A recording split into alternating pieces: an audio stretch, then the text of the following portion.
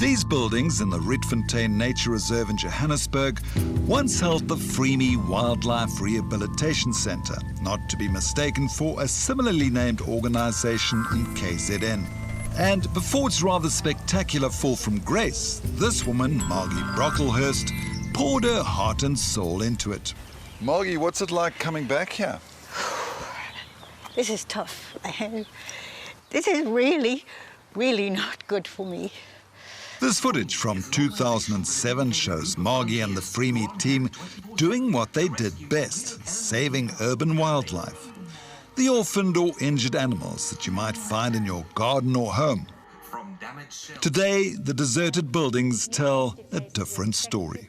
This is really, really devastating to be here today. Let's not torture you any further. This is what a working wildlife rehab centre looks like. Friends of Free Wildlife is Margie's new facility, started in 2016 to fill the void after the collapse of FreeMe. Vet Dr. 𝗶𝗏𝗀𝗵𝗵 is just one of the people who offers his time and expertise here on a pro bono basis. We see literally anything from a little sparrow with an injured wing to eagles, owls, small mammals. Margie, you started out as a volunteer with the original FreeMe way back in 1997. Yep, we started in one room in a house on Rietfontein, and a few years later we'd taken over the entire building.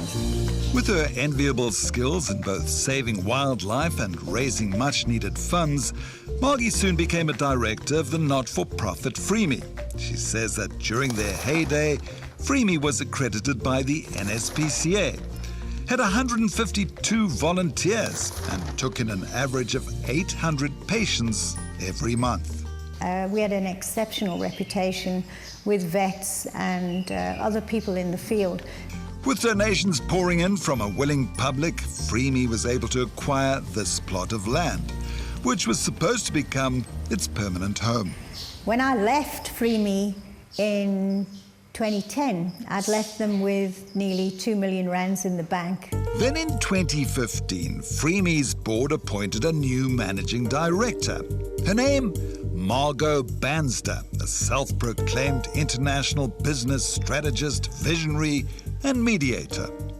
Some say that's when the organisation went into a downward spiral. Margie says despite her impressive CV, 𝗀𝗶𝗴𝗶𝗆 had no prior experience in working in wildlife rehabilitation.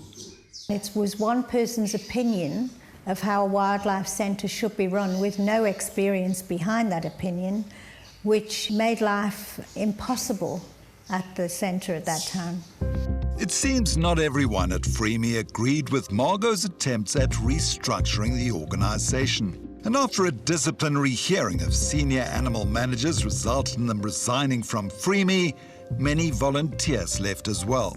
And because there was no one else to do it, it just failed dramatically. But there was a problem. FreeMe's operating permit, issued by the Gauteng government, was held in the name of one of the wildlife managers who decided to leave. They didn't realise that these permits needed renewing in a new name. No surprise then that in 2015, just months after 𝗀𝗀𝗋 took over the reins, the unthinkable happened. FreeMe was closed temporarily because it no longer had a valid permit. By the middle of 2016, FreeMe had lost their permit. They were no longer allowed to keep or care for animals. They were officially closed. The last of the animals were removed from the premises by April 2017. And images like these are a stark reminder of their dramatic downfall. I do believe 𝗀𝗀𝗋 is responsible for bringing FreeMe to closure.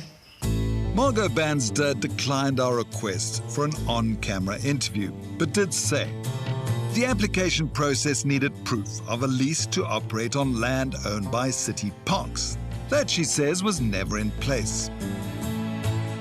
Despite the fact that FreeMe has not been operational in wildlife rehab since at least 2017, it is still a registered not-for-profit company, and its bank accounts remain open.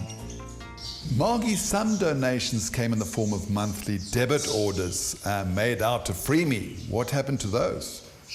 Many of those debit orders are still going into the FreeMe bank account. In fact, leaked statements from some of FreeMe's bank accounts for the period 2017 until 2021 show that FreeMe received 934,834 rands from members of the public in the form of donations and bequests during a period that FreeMe was not operational as a rehab centre.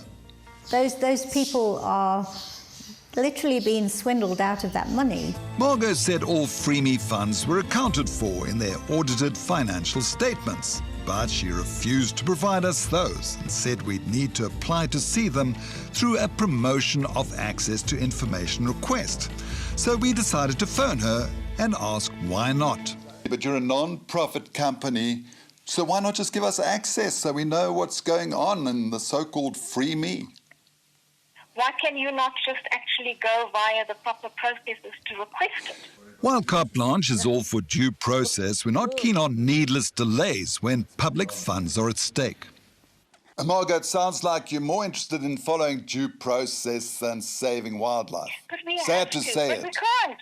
We can't do that right now. We cannot do that right now because we need a location and we're in hibernation. We're busy reorganizing, working out where do we go to, where do we get a premise.